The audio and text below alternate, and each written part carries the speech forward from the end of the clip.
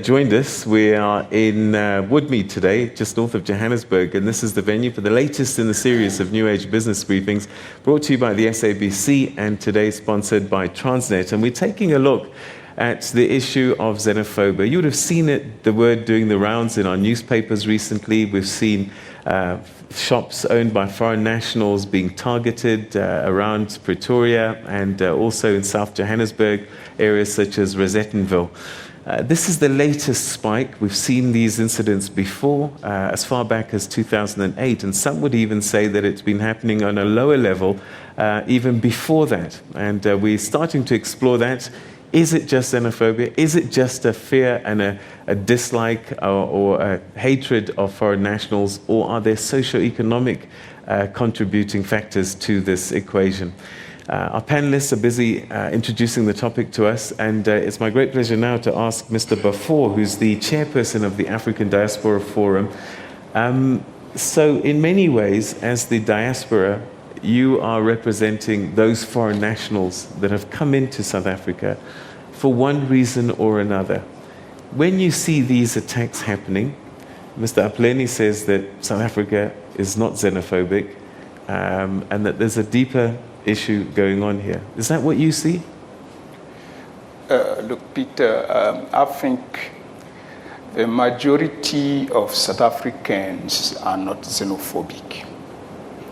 But the reality is that we have a few people who don't want to see somebody who's from another country. And that's the reality. Mm-hmm. If you go to hospitals, if you go to schools, to the police, to many places, you have a feeling that because this person realizes you're not South African, the treatment that you're having or you're facing is really different.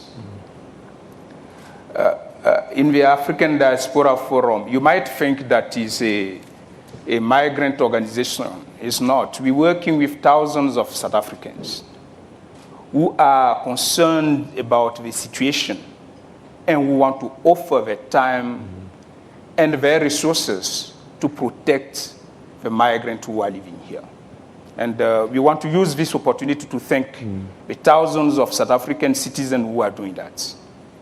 So you're suggesting that whilst sometimes we're focused on the attacks and the physical violence, that the xenophobia may be happening just in the way that people are being treated in their daily interactions at various points? Yes, I mean, you see, this issue is, unfortunately, is always debated whenever we have an outbreak.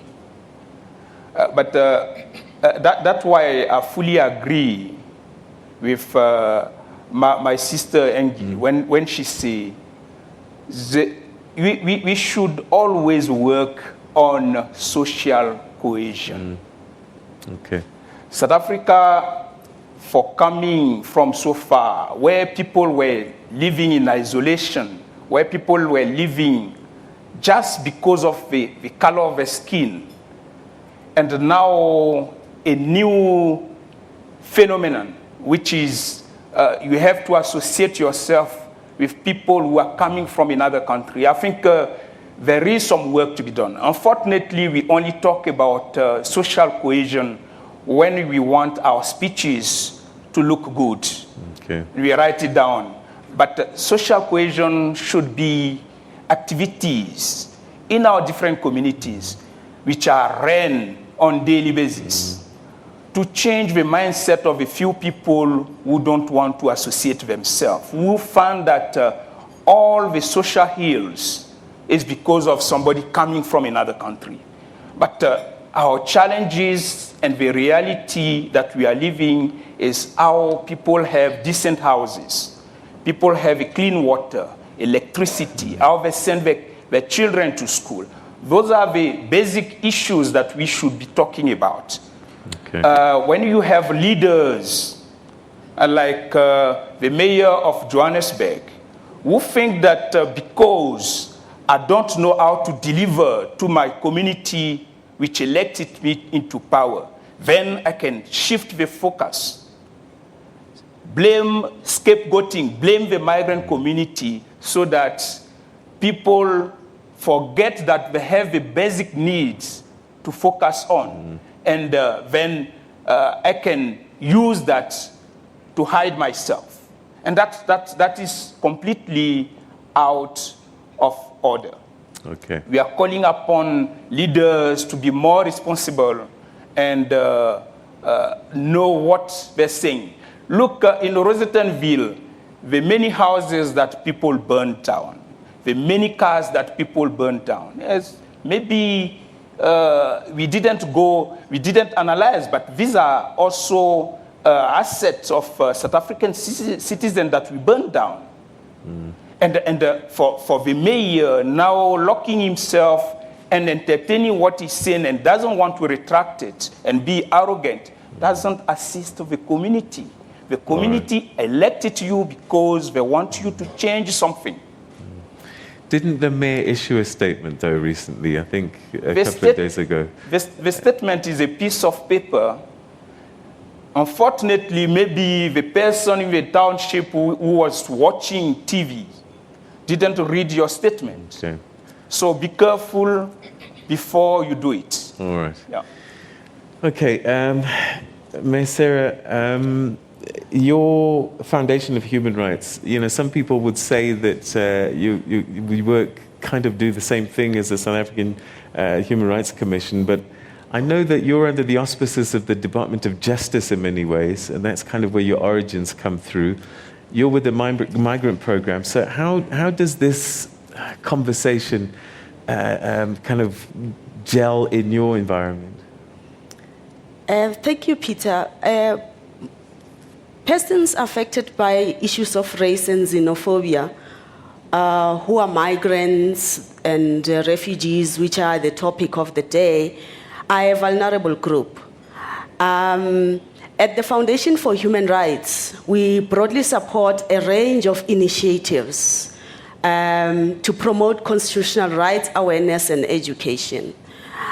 Rightly so, Peter, you indicated that after we entered the democratic era, we came with the Constitution in 1996, and 2 years later with the Refugees Act, recognizing that people have always been in migration.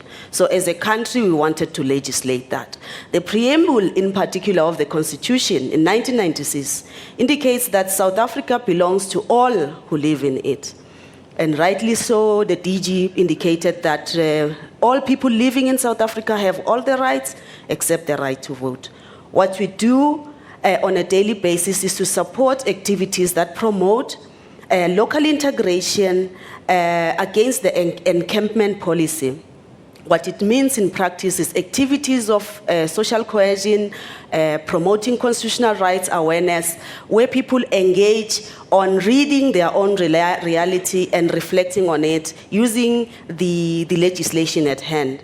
Of course, South Africa has also ratified one of the most important conventions which allows refugees to live in South Africa and access all the rights, or people in migration access all the rights that we have as human beings, because we have those basic inherent rights, the right to dignity, the right to equality, which in our Bill of Rights in Section 9, it's quite clear that no one can discriminate another person on the basis of language, ethnic origin, or look. So our work focuses more on creating awareness and doing popular education activities so that people can be aware that the country we live in is not in isolation. In fact, what we need is a Pan-African education approach, which begins to unpack the fact that the country, the continent that we have, before the Berlin Conference, it was one continent with no borders. So we don't cross seas when we go to Zimbabwe or or Mozambique or Cameroon. It's one continent, is an African continent. And in fact, this is the most important continent where life originated, where all humanity originated. And because we are migratory species, then we started moving out of the continent and lived elsewhere. So we share one identity and we share one race, and it's our human race. Okay, thank you very much indeed for that. And I'm actually looking forward to Mayor Angie. I know the South African Human Rights Commission commissioned an investigation after 2008. You came up with recommendations, and I'm just wondering how many of those recommendations have been followed through, and where we at.